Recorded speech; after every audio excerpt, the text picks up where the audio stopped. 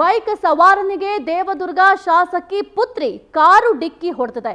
ತಲೆಗೆ ಪೆಟ್ಟು ಬಿದ್ದು ಗಂಭೀರವಾಗಿ ಗಾಯಗೊಂಡಿದ್ದ ಆ ಸವಾರ. ಬೈಕ್ ಸವಾರನಿಗೆ ದೇವದುರ್ಗ ಶಾಸಕಿ ಪುತ್ರಿಯ ಕಾರು ಡಿಕ್ಕಿ ಹೊಡೆದಿದೆ.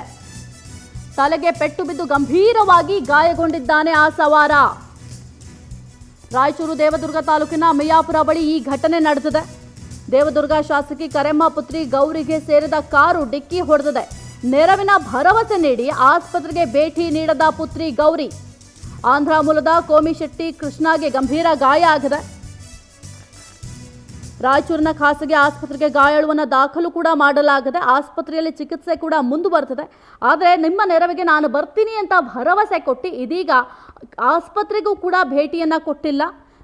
ತಲೆಗೆ ಪೆಟ್ಟು ಬಿದ್ದು ಬೈಕ್ ಸವಾರನಿಗೆ ಗಂಭೀರ ಗಾಯ ಆಗಿರುವುದು ನೀವು ಕೂಡ ಗಮನಿಸ್ತಾ ಇದ್ರೆ. ಆತನನ್ನು ಆಸ್ಪತ್ರೆಗೆ ದಾಖಲು ಸಹ ಮಾಡಲಾಗಿದೆ.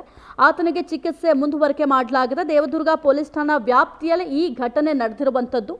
ಈತನಿಗೆ ತಲೆಗೆ ಪೆಟ್ಟು ಬಿದ್ದು ಗಂಭೀರ ಸ್ಥಿತಿಯಲ್ಲಿದ್ದಾನೆ. ಇಷ್ಟರ ಮಟ್ಟಿಗೆ ಗಂಭೀರವಾಗಿದ್ರೂ ಕೂಡ ಆಸ್ಪತ್ರೆಗೆ ಭೇಟಿ ನೀಡುವ ಕೆಲಸವನ್ನ ಕರೆಮ್ಮ ಪುತ್ರಿ ಗೌರಿ ಮಾಡಿಲ್ಲ.